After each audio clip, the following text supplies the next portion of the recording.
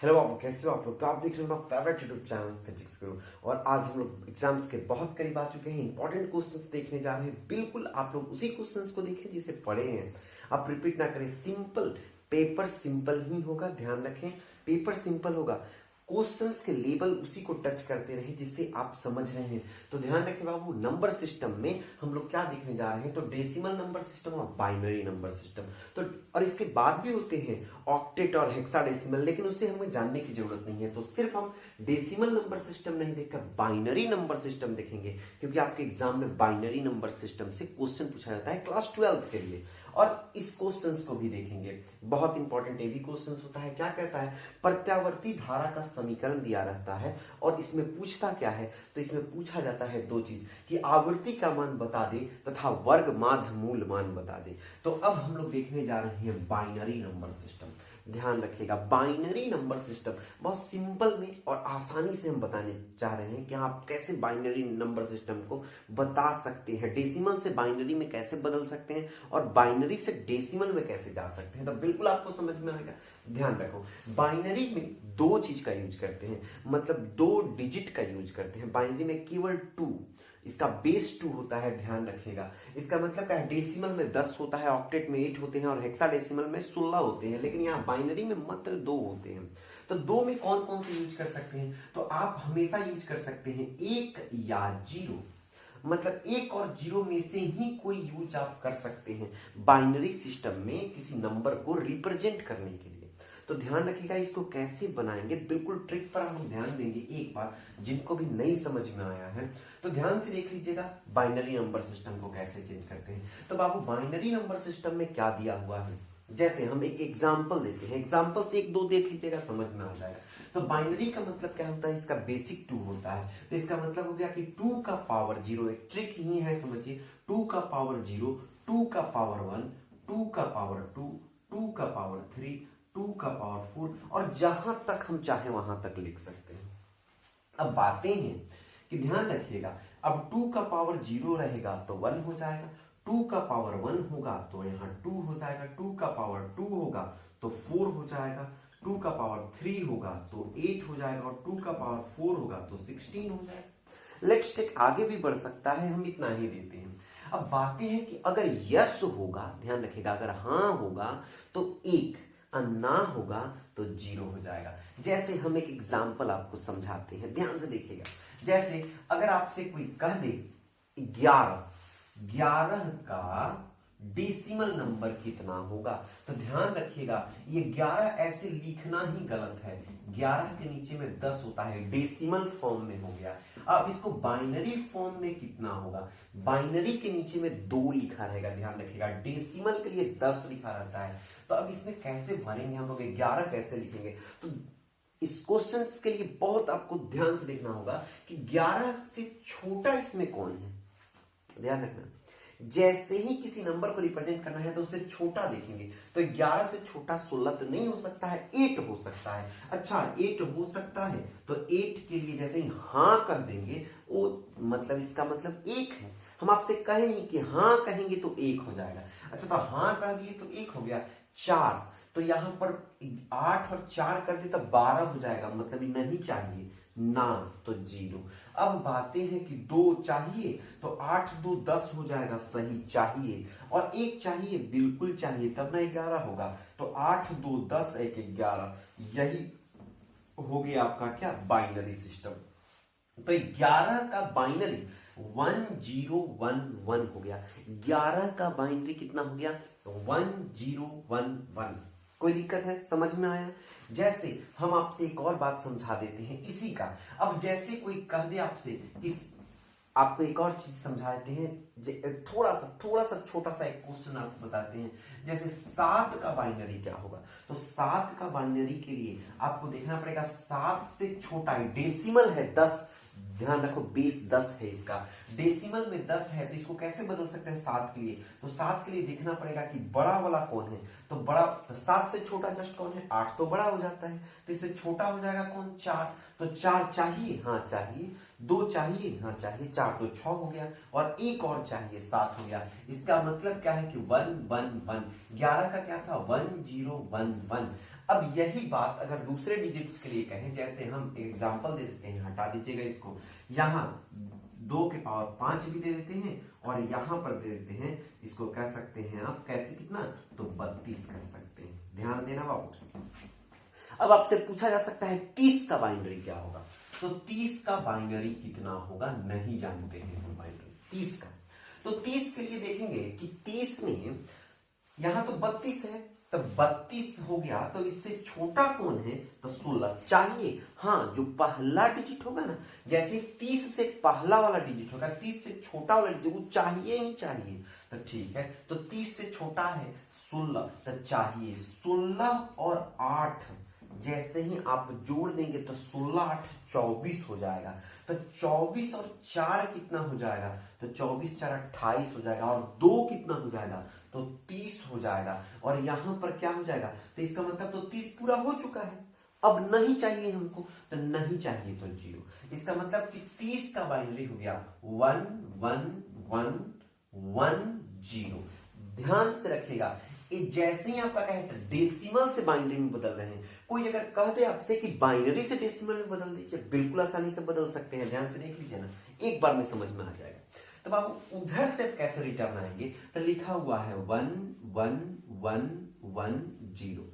30 को ही बदल कर आपको दिखा रहे हैं, नहीं पता है कि हाँ ये डेसिमल में कितना होगा। तो देखो कैसे बदलाता है। हम कहते हैं कि 2 का पावर 0 तो 1 होगा, 2 का पावर जैसे ही देखेंगे कि 1 हो जाएगा तो 2 हो जाएगा, 4 हो जाएगा, 8 हो जाएगा, 16 हो जाएगा। ध्यान रखना, एक बार में बदल सकते हो, किसी भी चीज को एक बार में बदल सकते हो। तो बाबू ये चाहिए तो हाँ चाहिए, ये भी चाहिए हाँ चाहिए, ये भी चाहिए चाहिए, ये भी चाहिए चाहिए, मतलब जो चाहिए वहां 1 लिखा हुआ, ये चाहिए नहीं चाहिए, 0 है ना, 0 का मतलब ना हो जाता है। तो 16 8 24 24 4 28 और 28 और 2 30 हो गया। इसका मतलब हो गया कि यहाँ आंसर 30 हो जाएगा। हम आपको एक और चीजें समझा देते हैं, जैसे 25 का बाइनरी लिखना है, तो 25 का बाइनरी कितना होता है, ध्यान दे दो बाबू।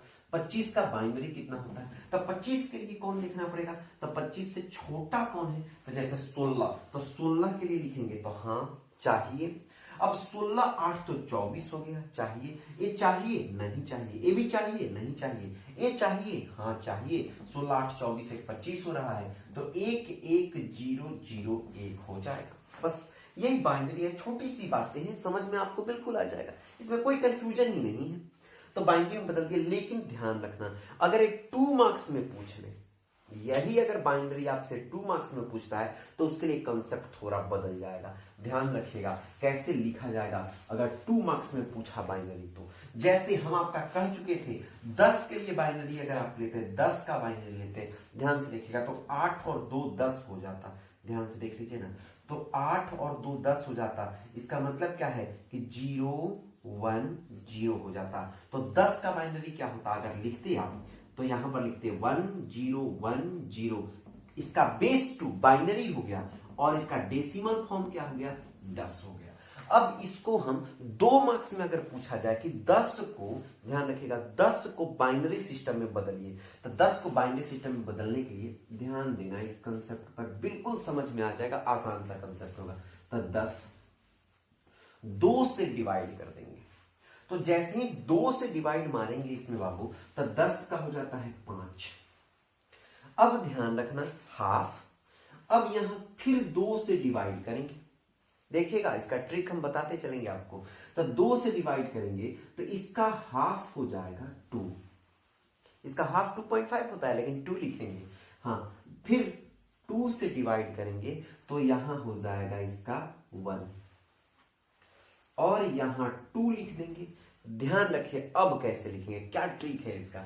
तो 2 में 5 से गुना करेंगे, 5 दूना 10, तो ये 0 हो जाएगा।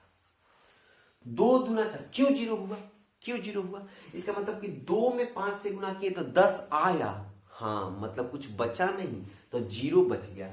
2 दूना 4 हो गया, 1 बच गया आपका। ध्यान रखिएगा 2 दूना 4 हो गया, ऊपर में 5 है तो 1 बच गया, तो 1 लिख दिए। 2 इकाई 2 हो गया, कुछ नहीं बचा तो 0 हो गया, लास्ट में कितना हो गया तो 1 हो गया।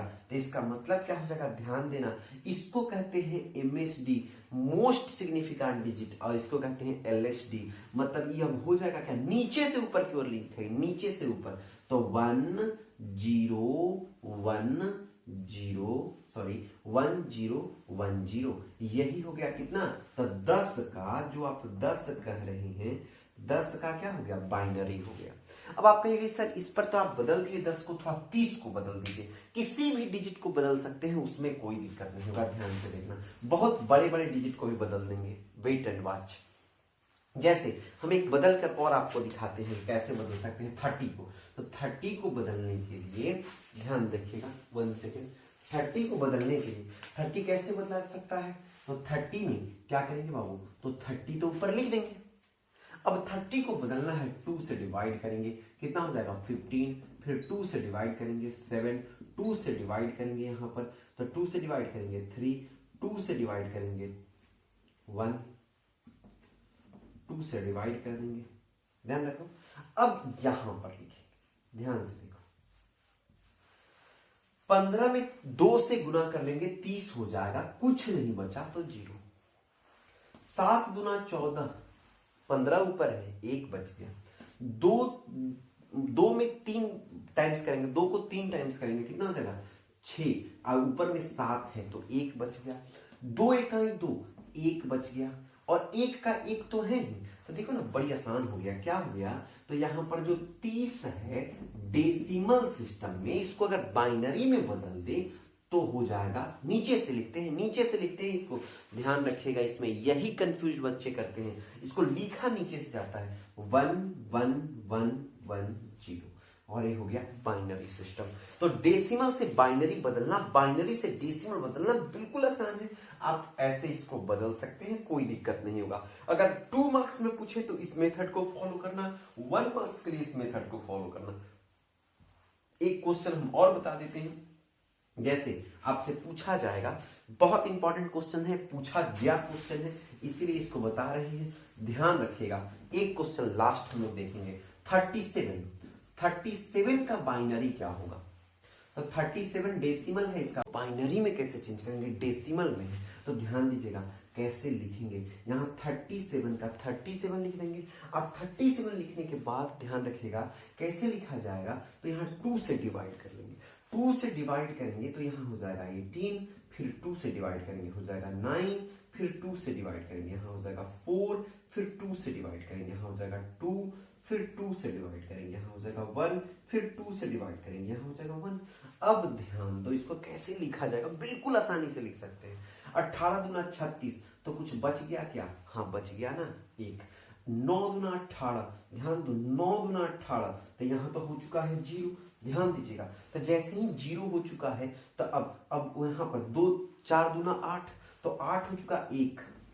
अब 2 दूना 4, तब तय 0 हो जाएगा, 2 एकाई 2, तब तय 0 हो जाएगा, और लास्ट वाला डिजिट कितना है 1। तो इसका मतलब क्या हो गया कि इधर से चलेगा, इधर से चलेगा, तो इधर से कितना चल जाएगा, तो 1 0 0 1 0 1।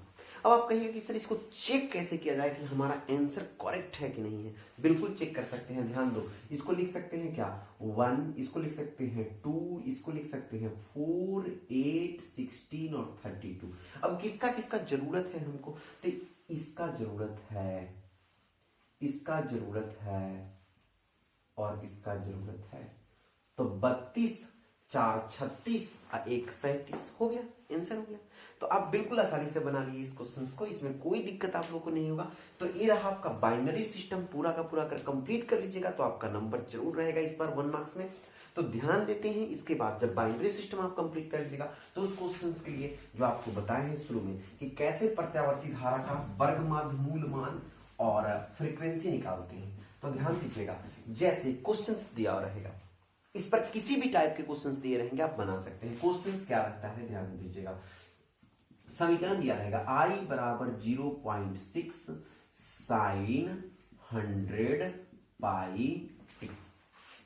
पहले एक्चुअल इक्वेशन देखो क्या है, तो एक्चुअल इक्वेशन क्या हो जाता है इसका ध्यान देना, I बराबर I नॉट ध्यान रखिएगा, I बराबर I naught sine omega T. इसको आप ऐसे भी लिख सकते हैं इस इक्वेशन को, I बराबर आई नॉट साइन ओमेगा की जगह पर होता है 2 पाई बाई टी, जिसको बाई टी जो रहता है उसको एफ कर सकते हैं, एफ टी।